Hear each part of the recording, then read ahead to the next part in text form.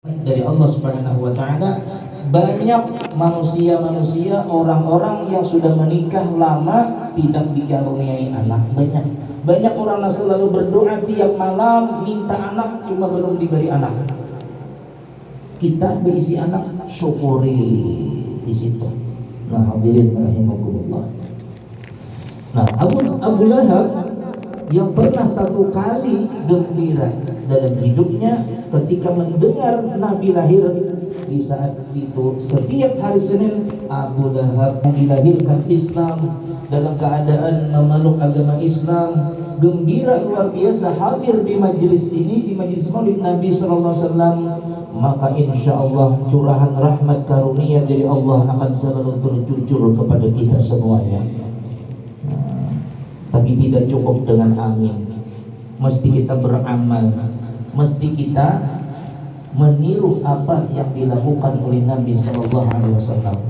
Sebagaimana yang dibacakan oleh Farid kita tadi, laqad kana lakum fi rasulillahi uswatun hasanah. Sungguh ada pada diri kalian, laqad kana lakum, sungguh ada bagi kalian itu, ujar Allah Ta'ala, pada diri Rasulullah itu ada napa? Uswatun hasanah, teladan, contoh yang dapat diambil di dalam kehidupannya. Apa saja ada pada diri Nabi. Beda lawan Nabi Isa alaihissalam. Kalau Nabi Isa itu beliau termasuk Nabi yang belas asih juga. Nabi Isa alaihissalam itu sempat salah sangka muridnya, pengikutnya sempat salah sangka kepada Nabi Isa. Dari saking Nabi Isa itu orangnya lemah lembut luar biasa. Orangnya sangat lemah lembut Nabi Isa. Sampai-sampai muridnya menyangka pian ini kan Nabi terakhir, pian ini kan Nabi penutup akhir zaman. Saking miripnya, karena kami, ujar mereka, membaca di dalam kitab Injil. Ciri-ciri Nabi akhir zaman orangnya belas asih, lemah lembut, penyayang. Nabi Isa itu juga. Sampai-sampai salah sangka, lalu ujar Nabi Isa ada, bukan, lain aku. Nabi akhir zaman itu lebih hebat daripada aku. Segi ketaatannya, ibadahnya luar biasa kepada Allah Ta'ala. Segi hubungannya kepada Allah luar biasa menjaga. Kita bayangkan riwayat-riwayat Nabi itu sampai bengkak kaki beliau yang dikisahkan oleh Sayyidah Aisyah radhiyallahu anha. Sembahyang luar biasa.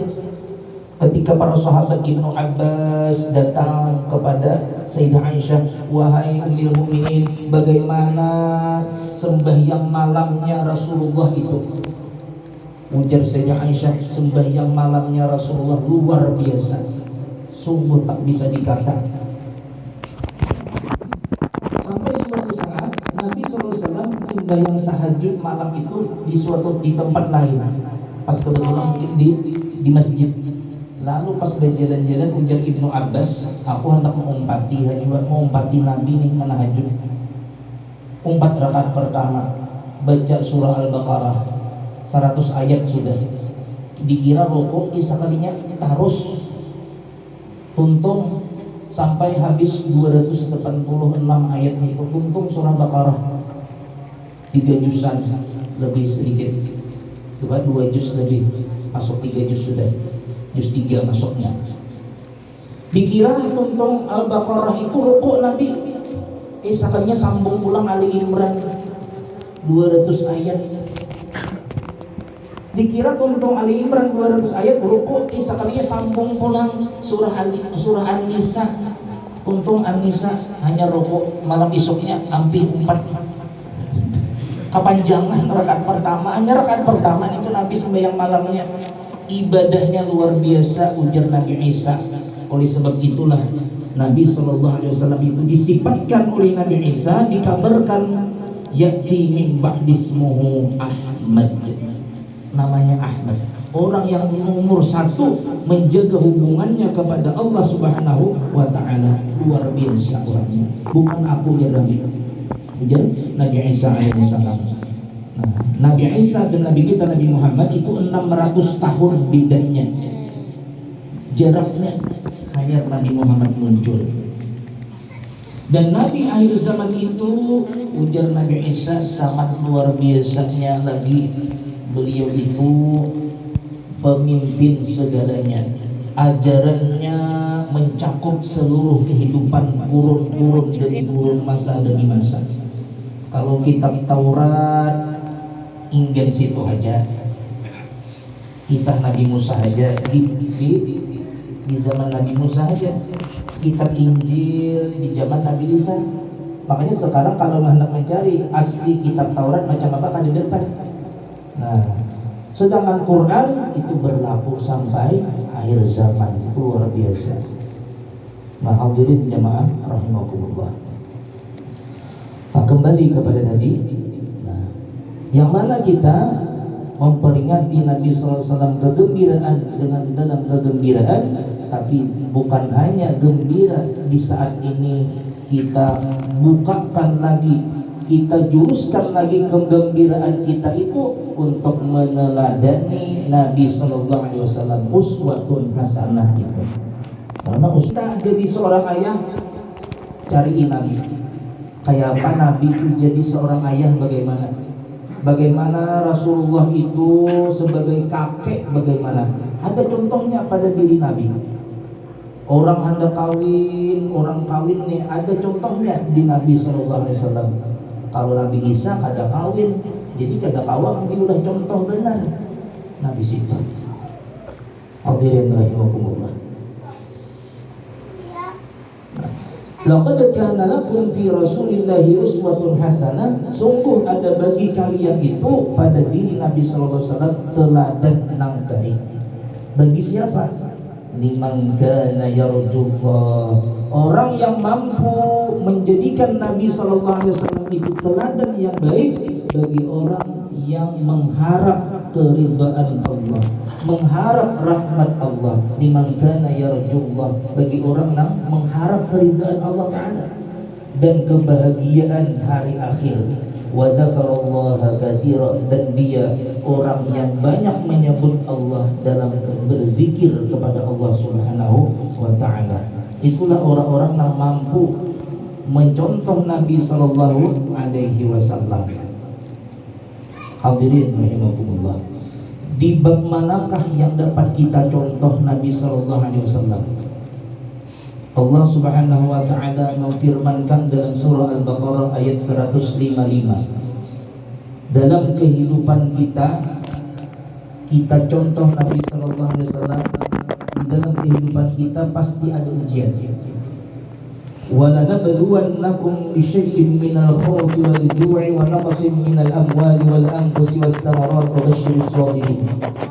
Ujar Allah Ta'ala, sungguh kami uji kalian itu dengan sedikit rasa takut, takutan pada wal-ju' dan lapar.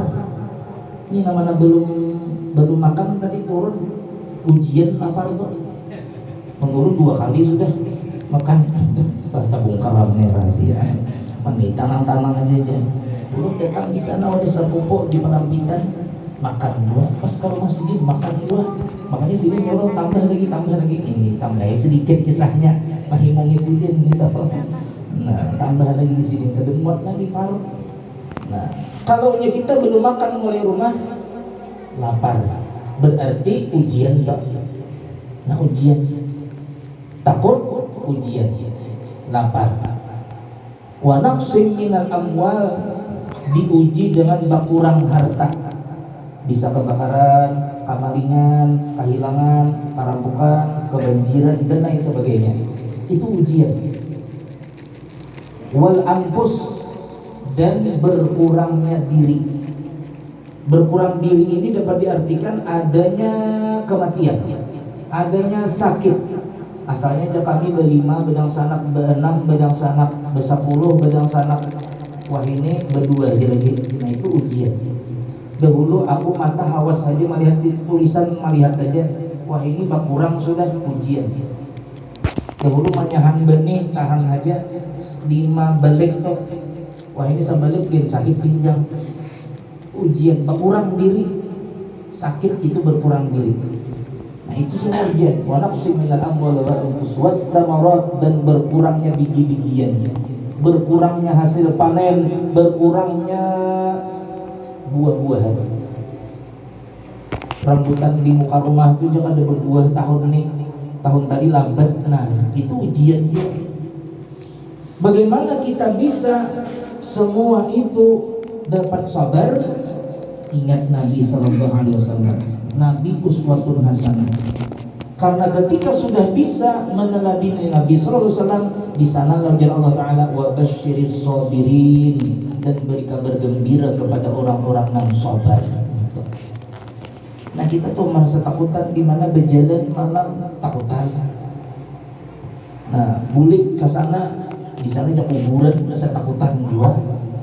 Nabi pernah nggak takutan? Nabi suwahyu takutan. Pernah Nabi itu takut manusiawi. Apabila ketika Rasulullah SAW turun dari Gua Hira, sesudah wahyu pertama, lama wahyu itu kada turun, lawas kada turun. Nabi itu mencari-cari naik ke gunung, naik ke Gua Hira itu. Siang-siang tuh naik kalau ada wahyu turun, lawas kada turun indah wahyu Iqra tuh. Ketika turun dari gunung itu, lalu ada ya Muhammad, ujar Nabi, kotoleh kiri kanan kadeda, muka belakang kadeda juga. Siapa mengiau nih?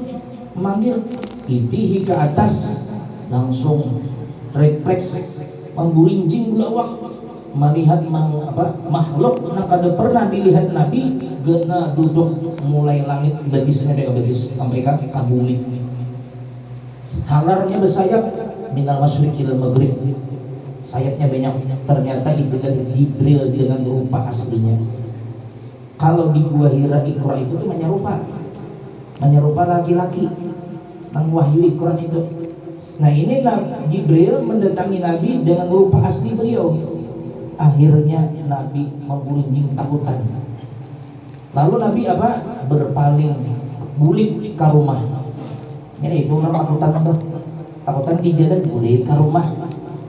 Ketika bulik ke rumah, ketuk lawang, assalamualaikum, dijawab oleh Sayyidah Khadijah, waalaikumsalam.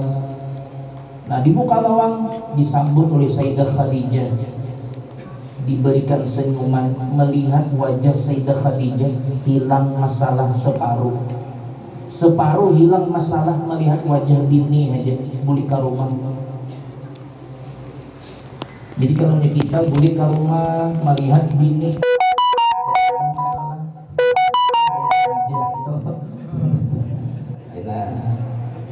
nya sudah bersalah bang, bininya itu pokoknya siap tuh bang, sudah disuruh bulik tuh bang.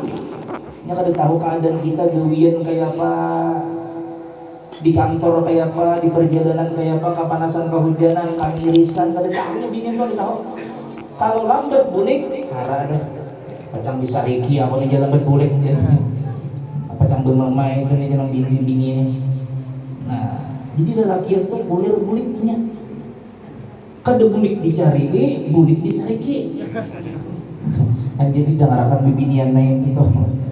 Kalau laki itu bulik ke rumah hendak supaya pian jadi Sayyidah Khadijah, ulah laki itu hilang masalah di jalan itu. Nabi ketika ada masalah melihat wajah Khadijah, hilang separuh masalah. Kalau kita bulik ke rumah melihat ini bertambah masalah, kiamatnya betul. Jadi hendak supaya jadi Sayyidah Khadijah, usahakan perempuan itu laki datang jangan bertakun napa-napa dulu. Lihatakan dulu. Napa sudah makan, istirahat dahulu, jangan ditakuni macam-macam. Napa lambat bulik? Nah, itu jangan itu. Maka tadi disuruh sungsung bulik. Pemuyak pola lakian sudahnya. Mana hasil hari ini? Mana hasil mau uji? Mana hasil ini? Nah, berpikiran sudah lakian tuh. Anak ditambayakan sedikitannya lihat. Nah, berpikiran sudah lakian. Kasihan, makanya lelakian tuh kebanyakannya apa? Cepat mati. Terus sebujur tuh. Nama ulah lelakian tuh pendek umur. Pertama apa? Bininya. Anaknya, orang tuanya dirongrong. Orang tua apa? Apa jika ada anu masih itu sing anu tuh zamannya hidup bini anak dua anak dapat betagi nang kuitan macam-macam. Tukarkan sepeda motor, tukarkan HP iPhone, tukarkan ini, nak begini akhirnya nah makin sakit kepala. Laki intinya. Jadi beban laki-laki itu berat. Jadi laki-laki itu berat. Di dunia ini berat sudah. Tanggung jawabnya, mendidiknya, belum di akhirat lagi.